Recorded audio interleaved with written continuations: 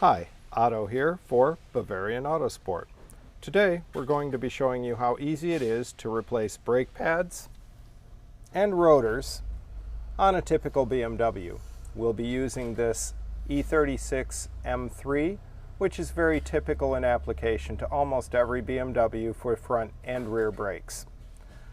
We have our new brake rotors, our sensor wire, rotor hold down screw, new pads, new bushings for the caliper guide bolts, our synthetic brake lubrication grease, noise-free product for the pads to prevent squealing, and our brake parts cleaner.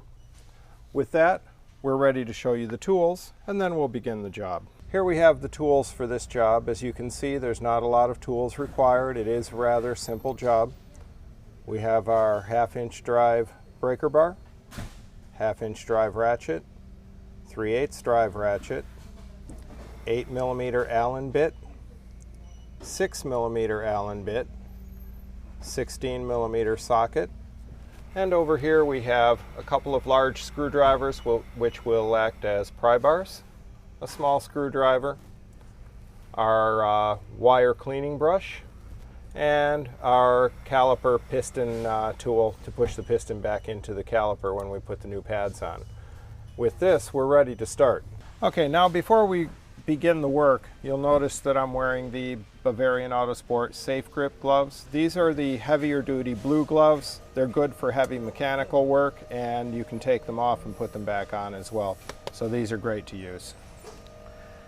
And with that, first we remove the anti-rattle clip.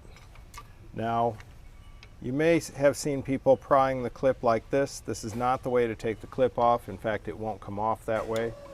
We want to pry the clip toward the caliper like this with one bar and away, and then it comes out. Okay, now we have our two guide bolts, 1 and 2. These secure the caliper to the mounting bracket. The guide bolts are in rubber bushings. There's a plastic cap.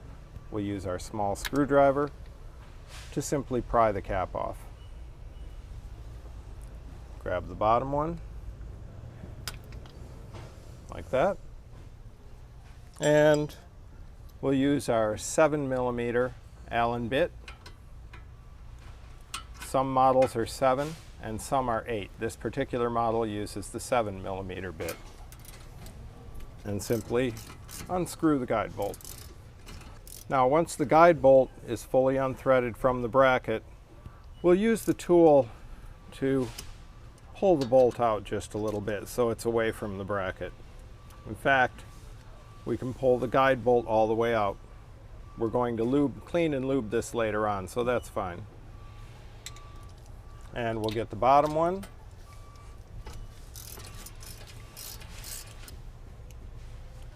And here's our lower guide bolt. Okay, now that the caliper is loose, we've removed the guide bolts, we'll pry the caliper off. We'll just use a small pry bar or a large screwdriver.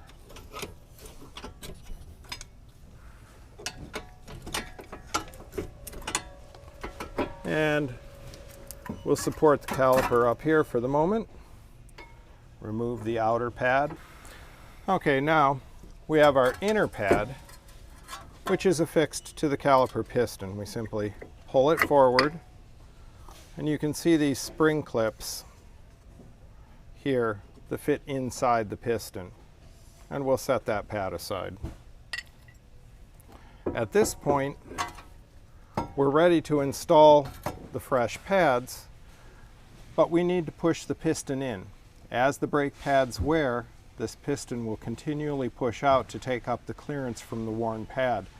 In order to put the new pads in, which will be thicker than the original worn pads, we need to push this piston back into its bore. For that, we have a special tool, very simple, and we simply put one of the used pads up against the caliper piston, install the tool, and screw it down. It's a simple press. And If you can see the piston here, we're pushing it back into its bore. When you're replacing fully worn brake pads, you'll have more distance to push the piston in. It'll actually be out maybe as far as this pad is right now to take that from taking up the worn pad. That's it. Won't go any further. Remove the tool and our old used pad. And now you can see the piston is fully pushed into the bore and it's ready for the new pads. You'll notice we've got our rotor, or our caliper, suspended with a bungee cord. That is so that it's not hanging by the hose and stressing the hose connections.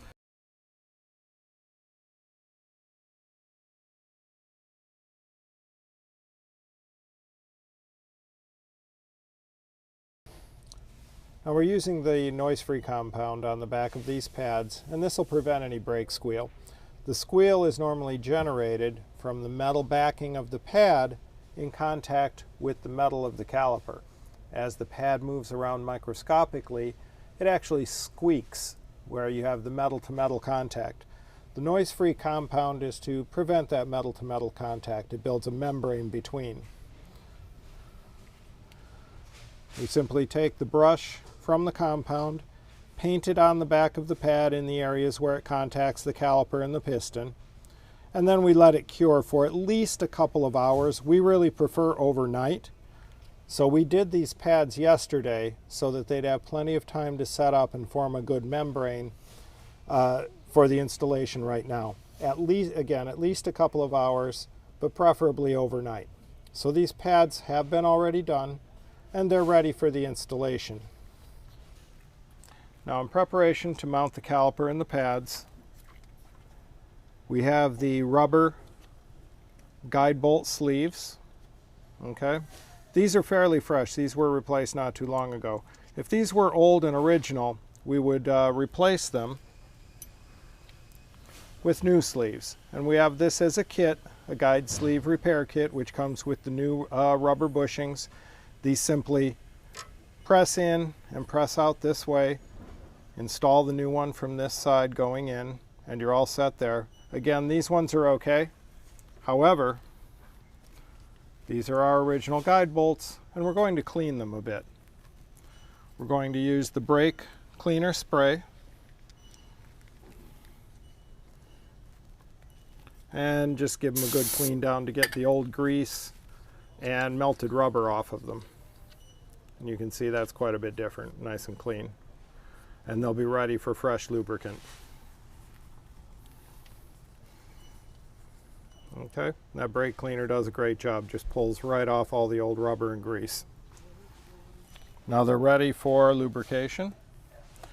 We'll use, again, the synthetic brake grease.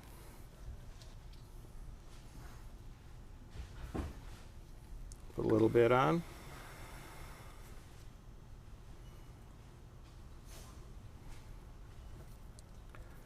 Insert it into the bushing. Just a little bit. You can see how it comes through. We'll leave the threads right at the end for now.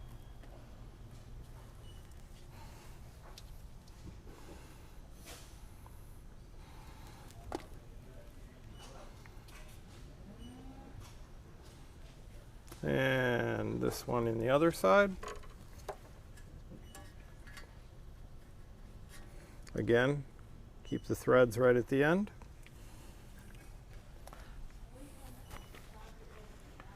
Now we will dismount our hanger cord.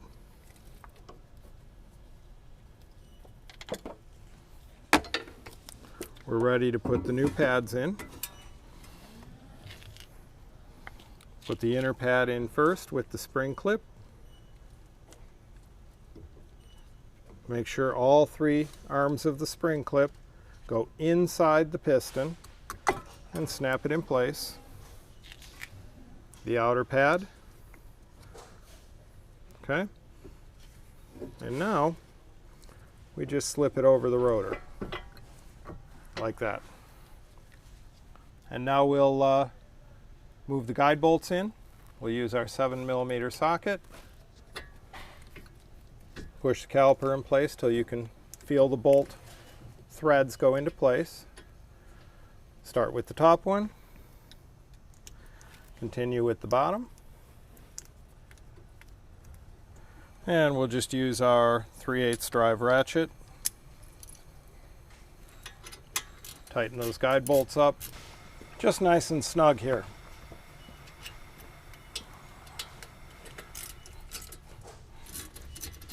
Again, nice and snug. We'll replace our plastic caps. Okay, and here we have our anti-rattle clip. Installs here with the outer tabs against the bracket and the inner clips aligning with the holes. We'll put our outer tabs against the bracket and we can simply squeeze it into place here. Sometimes they'll go by hand, just like that, or we'll use a single pry tool to pry it into place, just like that. Don't try to put the holes in first. Have it on the outside on the bracket and pry it down in, and that's all secure. At this point, this side is all set. We're ready to go, mount the wheel, and move on to the next side.